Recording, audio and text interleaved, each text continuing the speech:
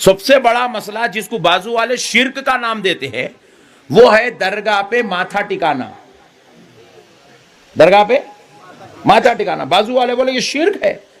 اللہ کے سامنے ماتھا ٹیکتا, یہاں بھی آ کے ماتھا ٹیک رہا, دونوں برابر ہو گئے. بولے تو ایک صاحب اٹھ کے کھڑے ہو گئے, بولے مولانا خدا کی قسم درگاہ میں شرک ہوتا. میں بولا خدا کی قسم نہیں ہوتا. بولے صاحب اب امبا جوگی آئی گئے ہو تو شرک یہاں ہوتا ہے, درگاہ میں دیکھ کے جاؤ. بولے میں بولا چلو کل صبح فجر کی نماز یہیں پڑھتے ہیں, دیکھیں گے کہاں ہوتا شرک. فجر کی نماز پڑھ کے مسجد سے نکل کے درگاہ کو آئے تک اپنا ایک پٹھا سنی انہیں آیا, درگاہ پہ جھکا, ہاتھاں بھی رکھا, پیراں بھی رکھا, درگاہ پہ سر بھی رکھا, دال کے اندر رگڑ رہا. اور بس سننیاں تو اتنے ڈینجر رہتے, انہیں چادر اٹھا کے اندر ہی گھس گیا. ابے اوپر سے چومے تو بازو والا پریشان ہے, تو چادر اٹھا کے اندر گھس جا رہا.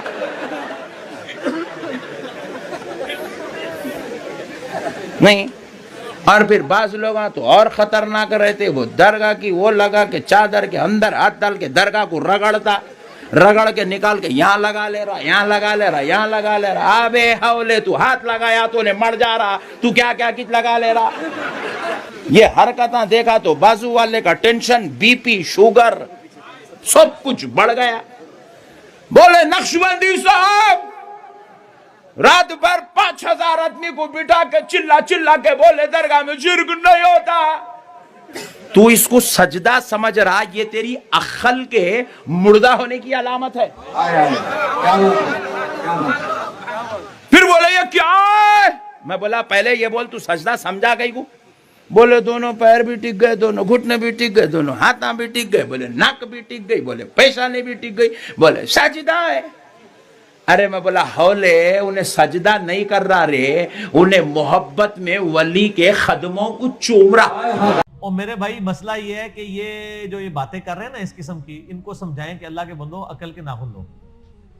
عشق دے چلے نمبر لے گئے عقل والا انجے ہی عمرہ گالیاں. یہ جو آپ نے ڈاکٹرائن کھڑی کر دی ہے, یہ میرے بھائی ڈاکٹرائن تو نبی علیہ السلام نے نہیں کھڑی کی ہے.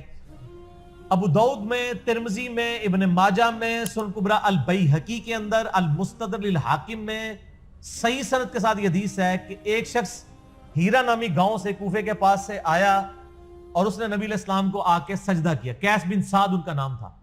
آپ اپنا سر اٹھا, یہ کیا کر رہے ہیں؟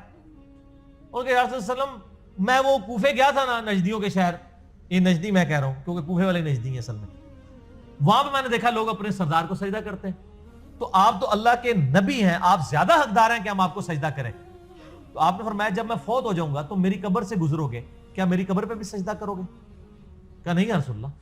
تو فرمایا پھر مجھے کیوں کر رہے ہو؟ اگر میں سجدہ جائز سمجھتا تو بیویوں سے کہتا کہ اپنے خامدوں کو سجدہ کریں, اس حق کے سبب جو اللہ تعالیٰ نے ان کے لیے رکھا ہے. تو اس سے ابھی نے تو نہیں کہا یا رسول اللہ یہ تو محبت کا سجدہ ہے, محبت والوں کے تو فتوی ہی نہیں لگتا. یہ تو آڑے بابا ہی کہندے نے, صحابہ کرام نہیں سرے کہندے کہ محبت والوں پہ فتوی نہیں لگتا. محبت کی ابتدا اور انتہا نبی صلی اللہ علیہ وآلہ وسلم کے مبارک قدموں تک پہنچنا ہے. آپ صلی اللہ علیہ وآلہ وسلم کی مبارک تعلیمات ہیں, ٹھیک ہے جی. اس کے علاوہ جو بھی محبت کے کرائٹیریا ہیں وہ ردے کی ٹوکری میں.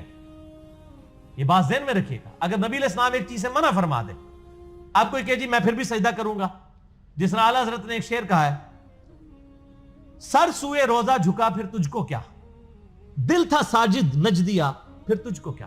وہ کہتا ہے میں روزہ رسول کے سامنے جب سر جھکایا نا تو میں دل سے تو حضور کو سجدہ کر رہا تھا. اس طرح ان کو بھی خیال تھا کہ فزیکلی حضور کو سجدہ نہیں کرنا ہوتا حرام ہے.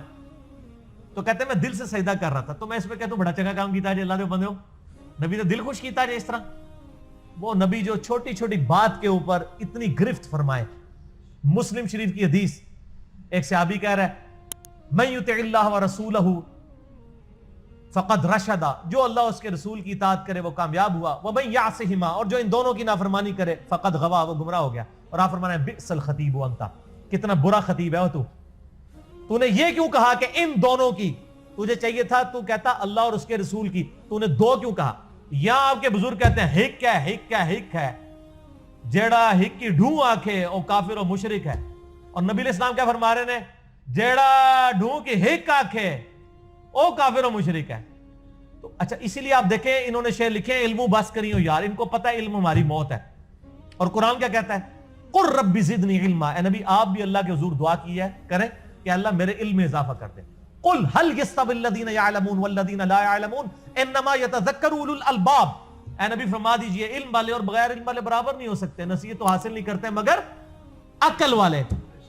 یہ عقل علم یہ ساری باتیں. انما یخشى اللہ من عباده العلماء، اللہ کی معرفت صرف اہل علم کو. یہ ساری آیتیں جو ہیں یہ آیتوں میں تو کہیں عشق اور چلے تے تواڈے چل ایسے چلے ہی ہو ایسے صحیح کہندے نے عشق دے چلے نمبر لے گئے اور نمبر ایتھے ہی نے انہاں دے ناچن گے تے ویلا سٹیاں جان گیاں آخرت عشق دے چلے دی پھینٹی لگ جانی جے.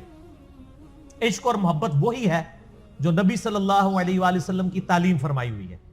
ادروائز جو بھی آپ چیز آگے بندہ کہتا ہے جی نبی علیہ السلام جو ہے میں آپ کو سجدہ کروں گا، حضرت آدم کو بھی تو فرشتوں نے کیا تھا، تو اسی لیے کہا جاتا ہے حکم جو ہے ادب پر فوقیت رکھتا ہے. ٹھیک ہے جی، اگر حکم ادب پہ فوقیت رکھتا ہے اور آپ کا جعلی عشق تو ہے ہی کسی کھاتے میں نہیں، اس پہ حکم نہیں فوقیت رکھے تو یہ جعلی بات ہے.